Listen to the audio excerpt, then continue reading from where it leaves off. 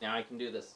Hey everybody, today I'm going to be reviewing some short stories by Algernon Blackwood and Ernest Hemingway.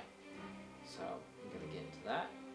Also, if you would like me to review in the future something that is not short fiction, like music or a movie or something like that, go ahead and leave that in the comments, down below. I haven't gotten too many comments, so go ahead and leave a comment. Go ahead, don't be shy. Just leave some sort of comment, what you want me to do. So first we have The Willows by Algernon Blackwood. Algernon Blackwood is an awesome name. Also, an author who's English, wrote for quite a while, like turn of the last century, so quite a ways back into the past.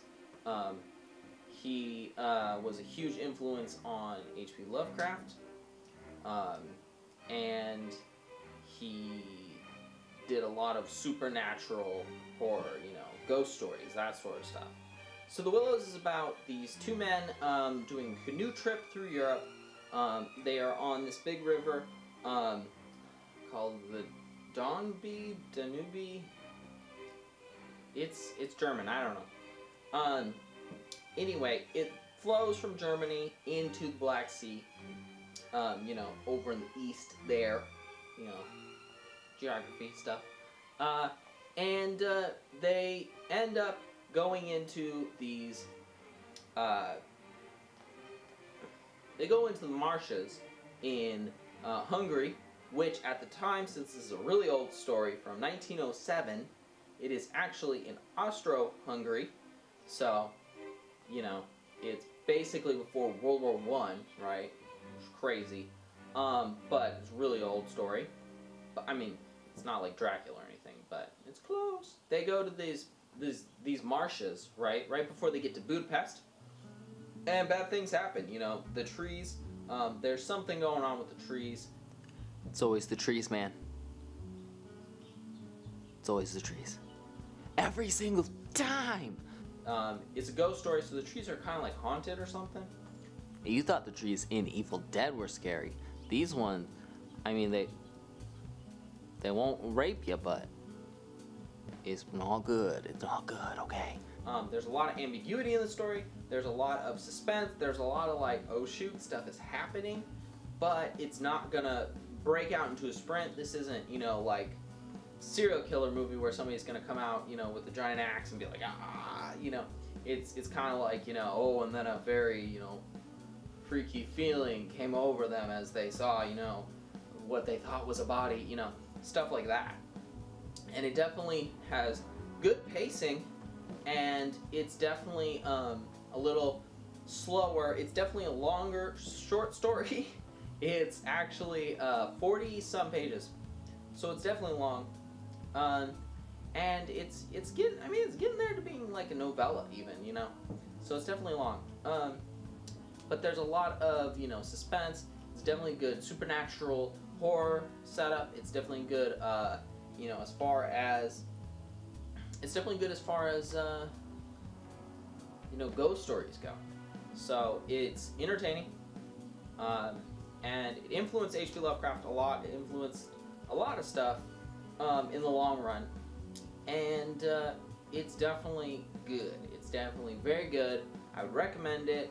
A lot of stuff's going on. There's some good lines, and it's kind of interesting because the story is very kind of slow, but in a good way, that it'll, reveal things as time goes on, which kind of freak you out. As time goes on, it's going to say, oh, this is happening, oh, I think maybe this is what's happening. The characters are slowly realizing the severity of the situation they're in, because at first it doesn't seem like that big a deal. They're on, they land on an island in the marshes, which they're told not to do, I believe. And it's kind of like a local custom. You don't do that, right? And oh, if the locals say don't do that, right? That's always the big horror trope. is that it's gonna be bad, right? And so of course it is. They go and they land on this island, and it's not good news. The island starts to fall away, because it's a marsh, so nothing's really permanent in the marsh, so it starts to fall away, and they're like, oh shoot, we better get back into the water. But there are complications and stuff happens. So it's very kind of eerie, and it's kind of freaky. I have it here in this book, The Weird. The Weird, a compendium of strange and dark stories. So that's where I have it, but the thing is, you don't have to have that book to read it, because it is public domain.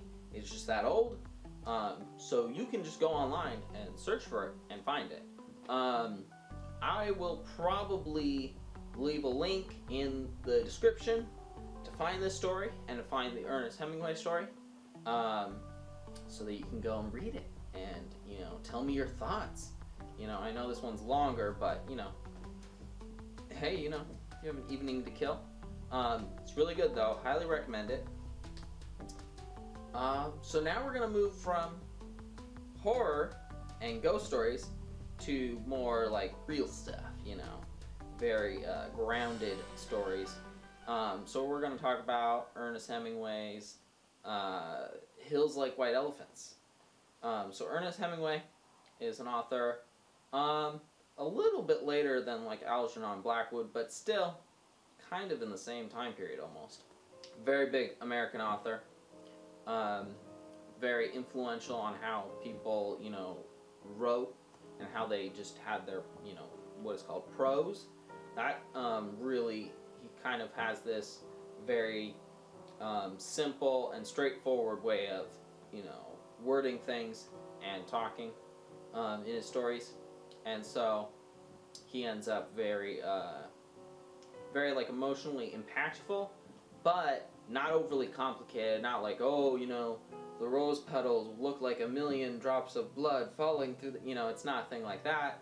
But it's very, it's short and sweet. The story is Hills Like White Elephants. So I have Hills Like White Elephants in the complete short stories, if you can see that, of Ernest Hemingway. Pretty straightforward. Just like the author. And the story is pretty short. It's like 3 or 4 pages.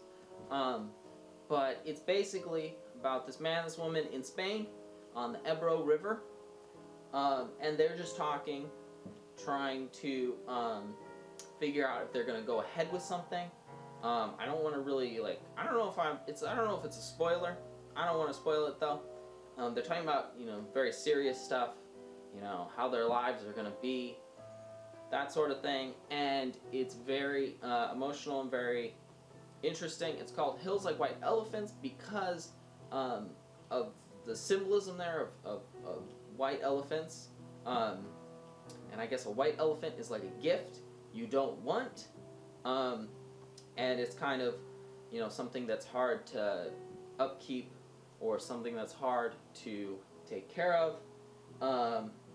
And so they're kind of talking about this white elephant, and of course also it's elephant in the room, because they're also at the same time kind of skirting around the issue, especially the guy. And there's a lot going on there. So you definitely have to get into it a little more to, get all of the, subtext and all that stuff, If you just read it at face value, you just read it at face value, it's kind of just this, like, whatever, it's just they're having some sort of conversation, and it's not really that interesting, but the conversation itself is, more deeply rooted in stuff. They're kind of skirting around an issue. That's really the story. And lastly, before, I let you guys go here, just want to mention that next week we will have another video. I'm going to be working with Kira and some other actors, mainly, Hollister, you know, some other people. I can't remember. But we're gonna have some other people, and it should be great. It should be entertaining. You know, so yeah. So be prepared for that next week, and you know, tell me what you thought of the 2 short stories here. Oh, I should mention, Hills Like White Elephants is also in public domain. It's from 1926, 27, so it is easily accessible online. I'm pretty sure I will find it. If I can't find it, no, I can find it. I know where it is. I know where it is. I will have links to those 2 stories, The Willows and Hills Like White Elephants. I will have both of those in the description, and yeah, so that'll be there. And yeah, I'll see you guys next time. Ciao.